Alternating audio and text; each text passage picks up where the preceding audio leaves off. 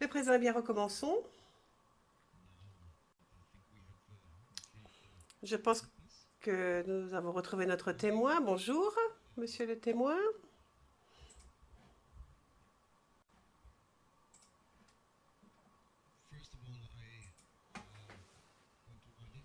Donc tout d'abord, je souhaite procéder à votre identifié. Vous êtes Matthew Franklin Wells, c'est bien cela? Réponse oui.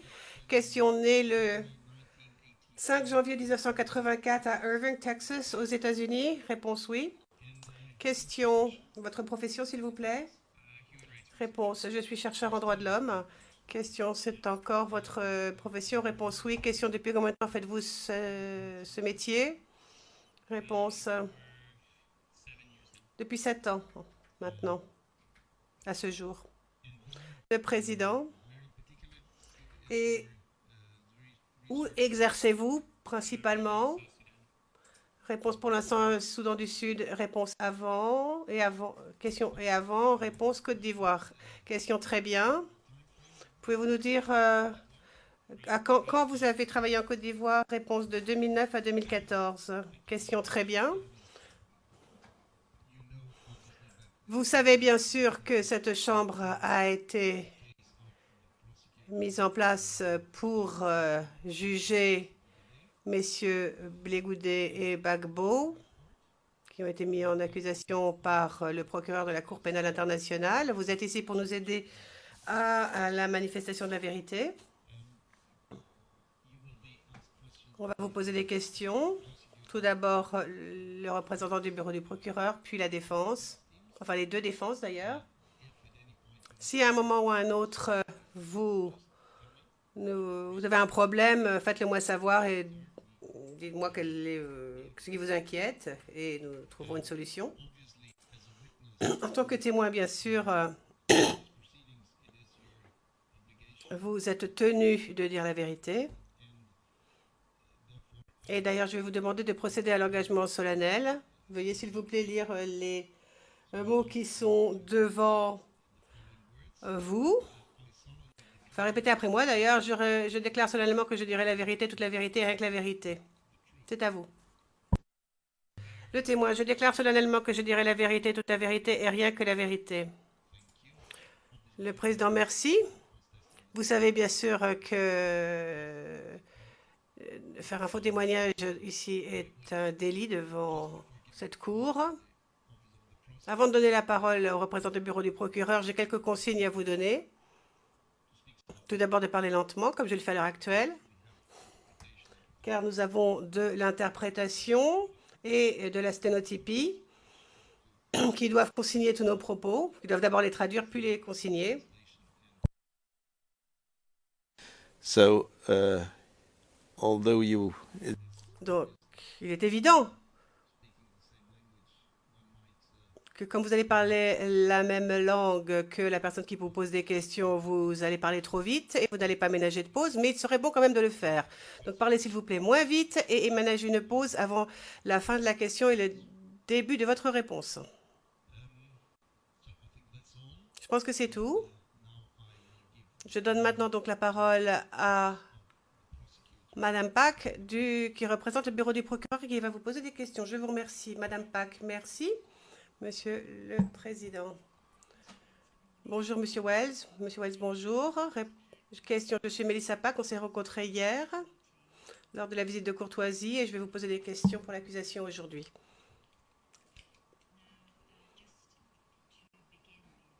Alors, vous venez de nous dire que vous êtes chercheur.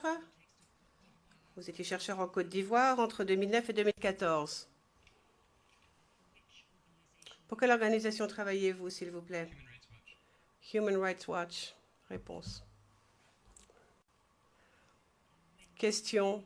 Et à quel moment avez-vous été employé par Human Rights Watch? Réponse de 2009 à 2014. Réponse. Qui était votre superviseur? Réponse. Corinne Dubka. Question. Et qui est Corinne Dubka? Ou qui était-elle? Réponse. C'était la chercheure en chef pour l'Afrique de l'Ouest. Réponse, question. Et quel était votre métier, votre travail en tant que chercheur en Afrique de l'Ouest? Réponse, faire des recherches sur les violations des droits de l'homme et faire de la recherche sur le terrain plus principalement et rassembler les documents à ce propos. Réponse, et c'était uniquement en Côte d'Ivoire ou ailleurs, dans d'autres régions? Réponse, pour moi personnellement, c'était Côte d'Ivoire et Sénégal. Question. Alors maintenant, parlons de vous. Tout d'abord, pouvez-vous nous dire ce que vous avez fait à l'université? Et ensuite, réponse, j'étais à l'université de Rice avec un diplôme en histoire et psychologie, une licence. Ensuite, j'ai fait la faculté de droit de Harvard. Le président. Simplement, Monsieur le Président, je vois sur les transcrits français une mention de la part des sténotypistes qui dit la rapidité des interventions entre la représentante du procureur et le témoin ne permet pas aux sténotypistes de consigner correctement les débats. Et il est important que nous puissions suivre les débats, y compris en français.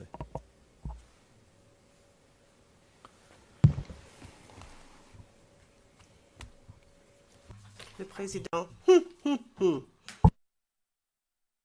what can I say? Le président, que dire? Que dire? Je vous demande, Madame Pack, de ralentir, d'avoir une pause de quelques secondes quand même entre questions et réponses. Madame Pack, merci donc à mon contradicteur. Monsieur le témoin, nous parlons la même langue. Je vais donc vous demander, s'il vous plaît, enfin, je vais nous demander à tous les deux de ménager une pause entre les questions et les réponses, afin de permettre surtout aux sténotypistes de consigner vos propos.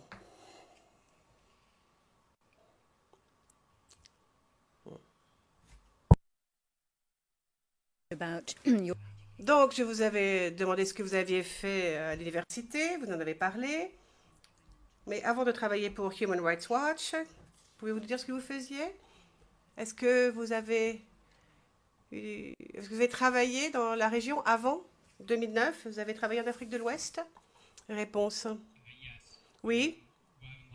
Lorsque j'étais à la faculté de droit de Harvard, par le biais du programme des droits de l'homme de Harvard, j'ai fait des recherches en Sierra Leone et des recherches sur le terrain sur les enfants qui travaillaient dans les mines de diamants en Sierra Leone. Il y a eu un rapport que j'ai signé avec quelqu'un d'autre.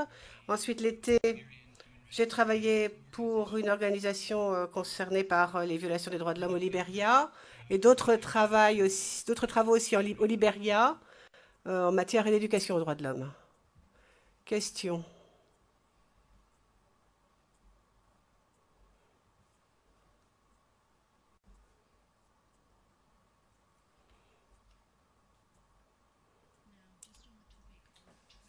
Alors, sur la formation maintenant. Avez-vous reçu une formation quelconque lorsque vous étiez à Human Rights Watch? Réponse, oui. En fait, j'ai déjà été formée à la faculté de droit de Harvard par leur programme sur les droits de l'homme. D'autres personnes qui étaient là avaient déjà travaillé pour Human Rights Watch. Donc, la méthodologie qui était appliquée à Harvard est un peu la même que celle de Human Rights Watch. Je l'ai donc appliquée. Et de toute façon, lorsqu'on commence chez Human Rights Watch, on doit d'abord aller suivre une formation sur la méthodologie utilisée dans l'organisation, comment interviewer les témoins.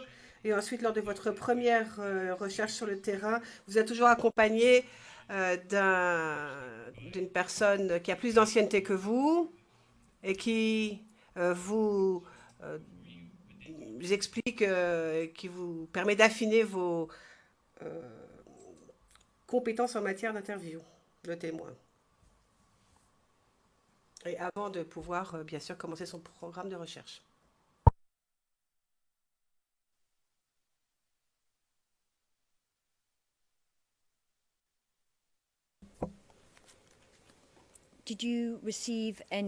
Avez-vous été formé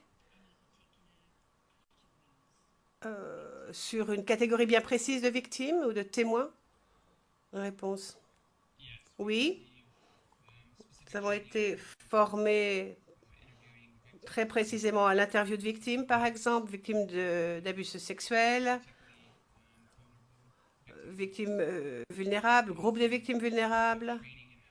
On nous forme aussi aux interviews avec interprètes. Alors, on fait par exemple des scénarios, des études de cas avec interprètes et témoins ou victimes. On a aussi une formation sur l'identification des armes, surtout lorsque l'on sait que l'on va être déployé sur une zone de conflit ou de conflit potentiel.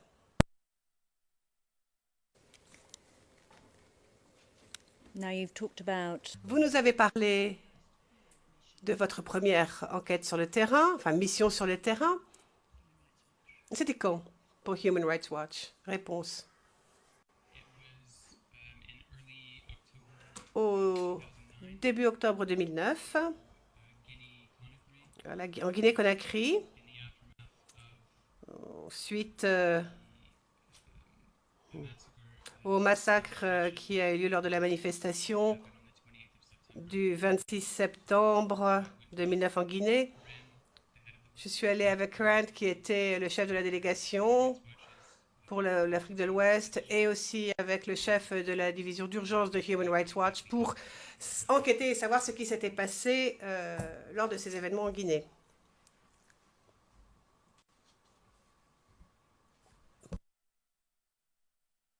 Question. Maintenant, je vais vous poser des questions à propos de l'organisation même de Human Rights Watch en Côte d'Ivoire. Savez-vous depuis combien de temps Human Rights Watch étudie ce pays? Réponse. Je crois que le premier rapport portait sur les élections de 2000 avec la violence post-électorale aussi. Human Rights Watch travaille de façon assez permanente dans le pays depuis ce moment, depuis 2000 donc, avec un grand nombre de rapports qui ont été publiés pour le conflit 2002-2003, des rapports aussi sur la période 2003-2004 où il n'y avait ni guerre ni paix et les élections qui s'en sont suivies, enfin en 2010. Question, je ne vais pas vous demander de jeter un regard sur ces rapports, mais pourriez-vous au moins nous donner le nom des rapports essentiels écrits par Human Rights Watch lors de cette période? Réponse, oui. Tout d'abord, le rapport de 2008 qui se penchait surtout sur la FESCI, les mouvements étudiants, donc la meilleure école, c'était le titre du rapport. Et puis, parce que cette fédération étudiante était perçue comme soutenant M. Gbagbo. Ensuite, en 2002-2003, il y a eu un autre rapport plutôt sur le côté occidental du pays, les abus qui ont été commis par les forces gouvernementales et les forces de l'opposition. Donc ça, c'était le rapport de 2002-2003.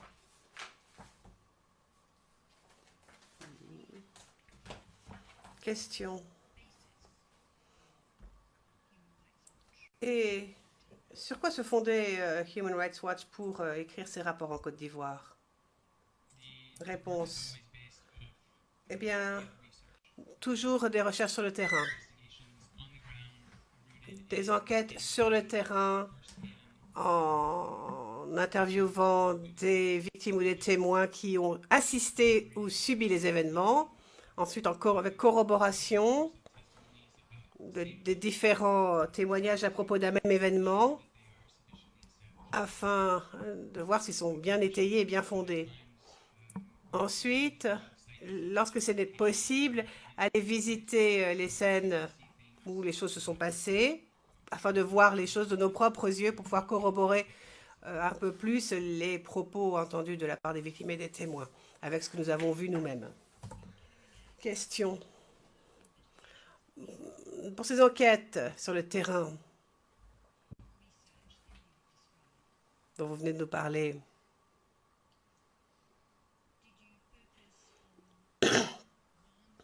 est-ce que vous êtes intéressé à un camp ou un parti? Enfin, sur quoi est-ce que vous avez concentré vos efforts? Réponse, Human Rights Watch travaille toujours en toute impartialité. Notre maître mot est l'objectivité.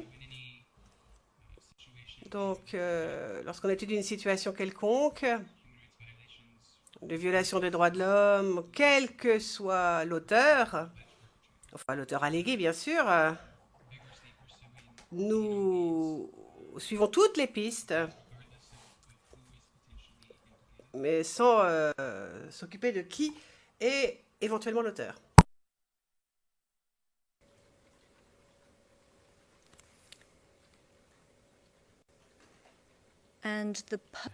Question. Et les rapports de Human Rights Watch, quel était leur objectif en Côte d'Ivoire d'une manière générale? Réponse.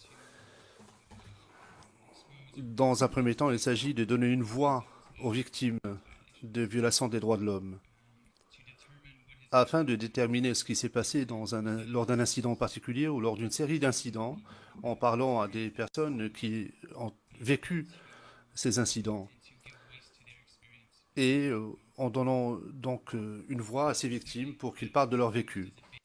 Dans un deuxième temps, il s'agit de s'en servir pour faire de la promotion. Nous sommes une organisation qui fait la promotion des droits de l'homme et donc nous travaillons auprès des protagonistes, par exemple en matière de reddition de comptes, de responsabilité, afin de réduire le nombre de violations des droits de l'homme qui sont commises sur le terrain.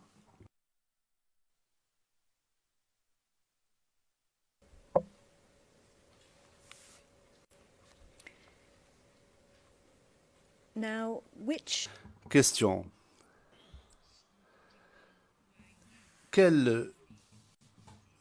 À quel rapport au pluriel en Côte d'Ivoire avez-vous collaboré?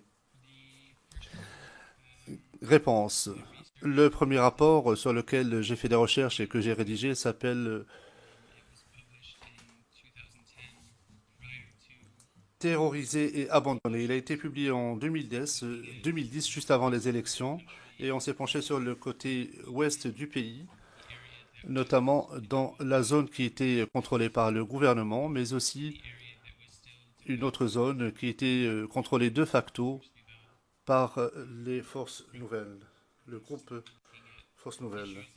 Donc nous nous sommes penchés sur la criminalité, sur les violations de la loi, la violence, les actes d'extorsion commis dans la partie ouest de la Côte d'Ivoire, ainsi que la réponse du gouvernement afin de mettre fin à ces abus. Le deuxième rapport était celui qui portait sur la violence post-électorale, intitulé « Ils les ont tués comme si de rien n'était ». Et dans ce rapport, nous nous sommes penchés sur les événements de novembre 2010 à mai 2011, dans le contexte de la crise post-électorale. Après cela, j'ai rédigé un rapport, je crois qu'il a été publié en octobre 2011, dans lequel je me suis penché sur la répression essentiellement des sympathisants de M. Gbagbo par les forces pro-Ouattara à la suite d'attaques sur des installations militaires à Abidjan. Donc il y a eu des violations commises par les forces pro-Ouattara contre des sympathisants de Gbagbo à Abidjan et la réponse à ces menaces à la sécurité. De plus, j'ai participé à l'élaboration d'un rapport. J'ai fait des recherches et j'ai rédigé ce rapport avec un membre d'un programme de justice internationale pour déterminer ce qui s'est passé en Côte d'Ivoire et à l'échelle internationale s'agissant des crimes commis lors de la crise post-électorale. Nous avons publié ce rapport en avril 2013, si je ne m'abuse. De plus, j'ai rédigé un rapport sur le conflit foncier en Côte d'Ivoire et il a été publié en 2013. Ce rapport a porté essentiellement sur la vente illégale ou l'appropriation de terres dans l'ouest de la Côte d'Ivoire par des sympathisants du Gbagbo qui avaient pris la fuite et ils se sont réfugiés au Libéria. Et pendant qu'ils étaient au Libéria, leurs terres avaient été appropriées illégalement et revendues. Ils n'avaient donc plus accès à leurs terres.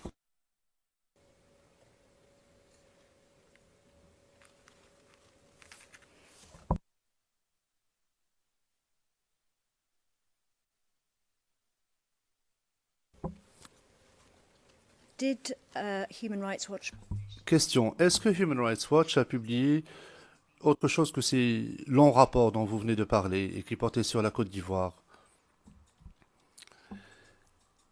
Réponse. Oui.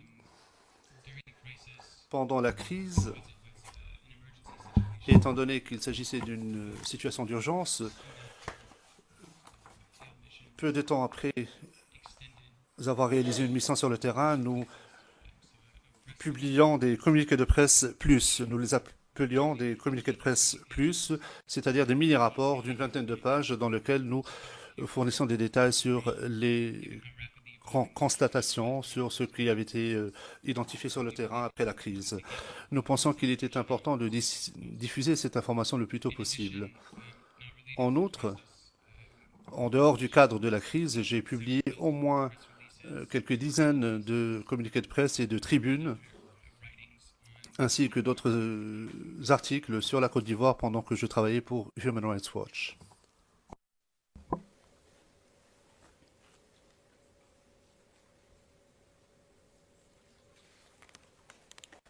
I'd like to show you. Question.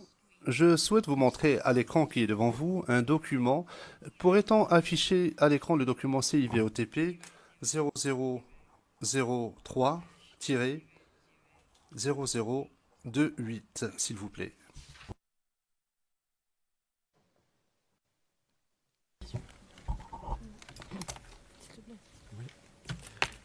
S'il vous plaît. Quel est le numéro sur votre liste de preuves?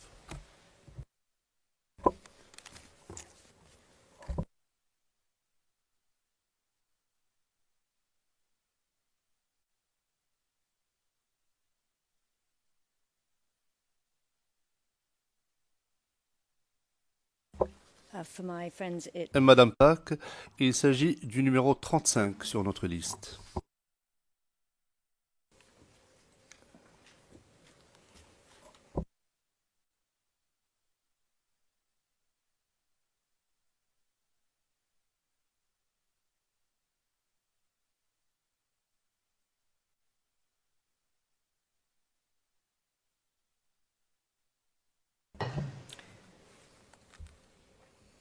so you can see that. Can we? Pourriez-vous, s'il vous plaît, zoomer cette page afin que l'on puisse voir toute la page à l'écran? Votre permission, ce document est catalogué comme public et il sera diffusé et montré sur les écrans à moins qu'on nous dise autrement.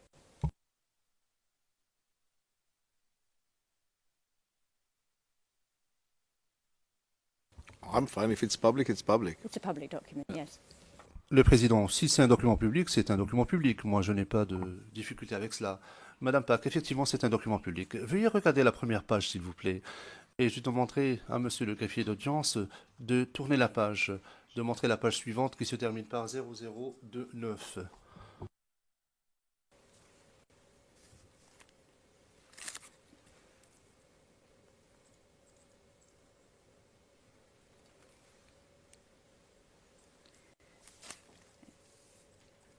Just take your time to look. Veuillez prendre le temps de regarder cette page. Vous avez parlé de communiqués de presse et d'autres documents qui ont été publiés par Human Rights Watch concernant la crise post-électorale. Est-ce que cette liste comprend certains ou tous des documents ou tous les documents que vous venez d'évoquer? Réponse. Il me semble qu'elle comprend tout ce qui a été publié entre décembre et avril 2011. Nous avons publié d'autres documents après cette période-là. Par exemple, lorsque j'ai pris part à une mission vers la mi-mai 2011, où l'on s'est penché sur la dernière bataille pour Abidjan, nous avons donc publié un communiqué de presse de 10 à 15 pages à ce sujet-là. Je ne le vois pas sur cette liste, mais disons qu'il s'agit là des documents qui ont été publiés jusqu'au mois d'avril 2011. Question. Et les communiqués de presse dont vous parlez, ils étaient préparés sur la base de quoi au juste? Sur quelle base? Réponse. Eh bien, tout dépend de la nature du communiqué de presse. Certains étaient publiés en réponse ou en réaction à des événements d'actualité. Par exemple, j'en vois un sur la visite de chef d'État de l'Union africaine qui venait à Abidjan. C'était donc en réaction à des événements d'actualité. Mais la plupart de ces communiqués de presse étaient fondés sur des recherches que nous effectuons auprès de victimes de première main, de victimes qui nous ont parlé d'événements spécifiques en Côte d'Ivoire alors que nous nous y trouvions soit à Abidjan, soit lorsque j'étais sur le long de la frontière avec le Libéria et lorsque j'auditionnais des réfugiés.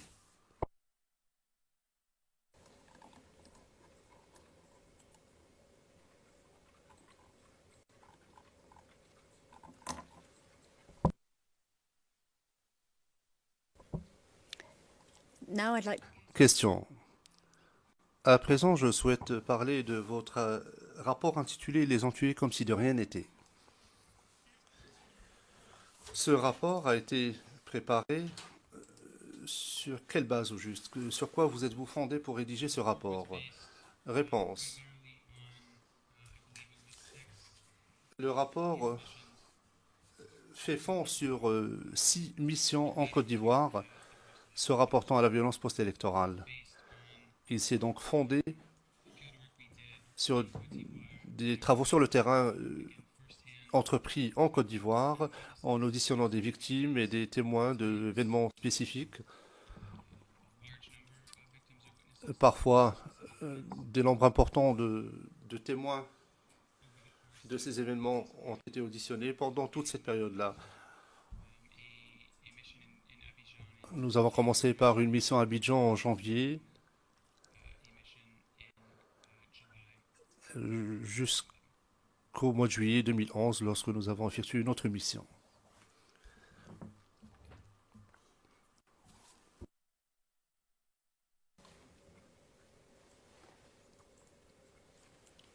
I think you said Question. Je pense que vous avez parlé de 6 missions. Serait-il possible de nous rappeler toutes ces missions-là?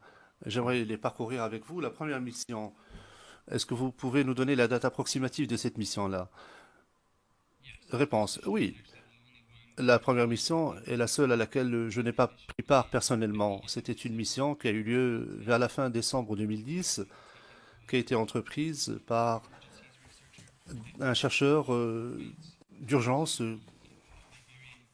qui s'est rendu le long de la frontière du Libéria et de la Côte d'Ivoire, notamment dans la zone qui était de l'autre côté de la frontière de Danané et de la zone ouest de la Côte d'Ivoire, une région qui était essentiellement contrôlée par les forces nouvelles. Et ma collègue, cette chercheur, s'est penchée sur les violations présumées commises par les forces pro-Ouattara dans le nord de la Côte d'Ivoire, qui avaient poussé certaines personnes à fuir vers le Libéria. C'était la première mission. La deuxième mission a eu lieu à Abidjan. Elle a duré 10 jours en janvier. Et dans le cadre de cette mission, nous nous sommes penchés sur des événements qui ont eu lieu pendant le premier mois et demi de la crise. Question. Qui vous a accompagné pour cette mission? Réponse. J'y suis allé avec Corinne Devka, qui était notre chercheur pour l'Afrique de l'Ouest.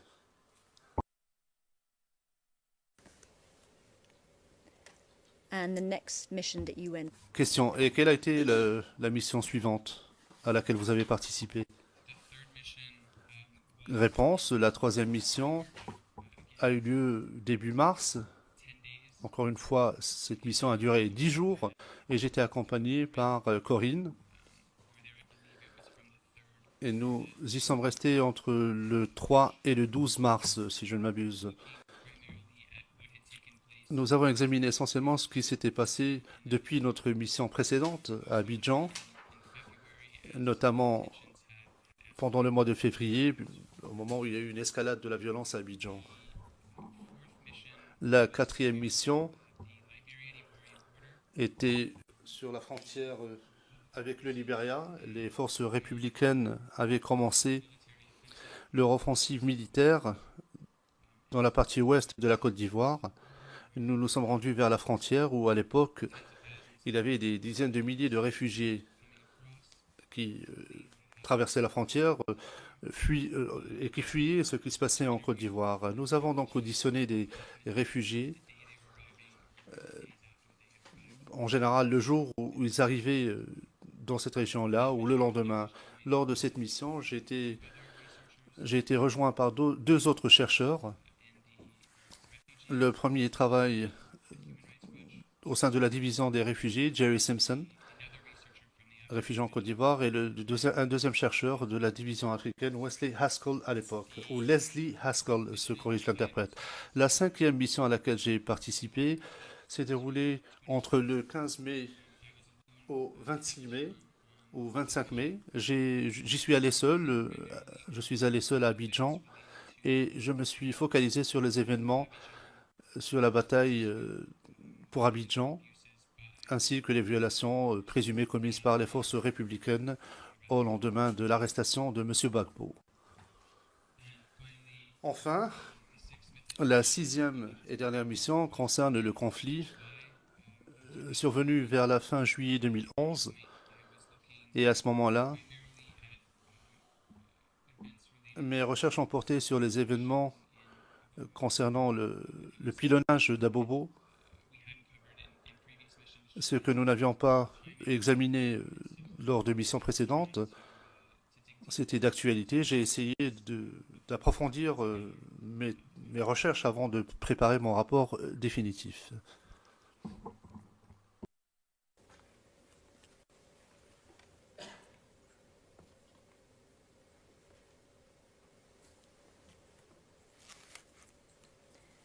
The frequency of your Question.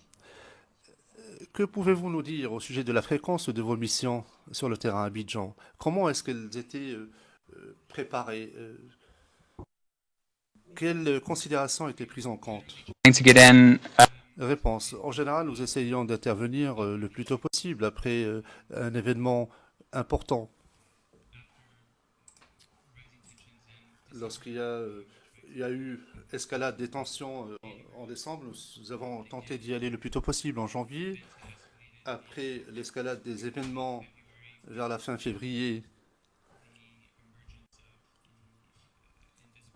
et l'émergence du commandant invisible à Bobo, la réponse qui a suivi cela, nous avons essayé d'intervenir le plus tôt possible afin d'examiner la situation à Abidjan.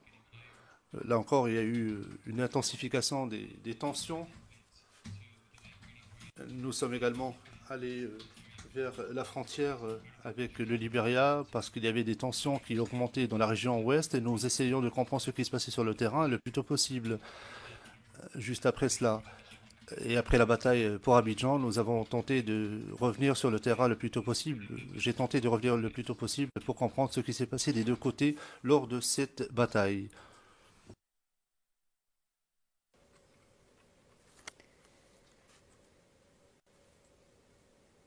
now, I'd like to ask you. Question. Je souhaite vous poser une question concernant vos méthodes de recherche avant de publier vos rapports. Notamment le rapport « Ils les ont tués comme si de rien n'était ». Soit-il possible d'afficher ce rapport à l'écran, s'il vous plaît? Je vous demanderai d'afficher le document CIVOTP 004-0072. Veuillez l'afficher à l'écran, s'il vous plaît.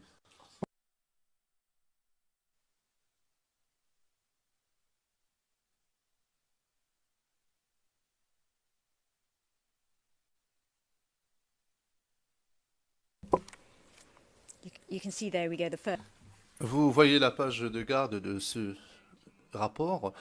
Veuillez nous montrer la page 0004-0090, s'il vous plaît.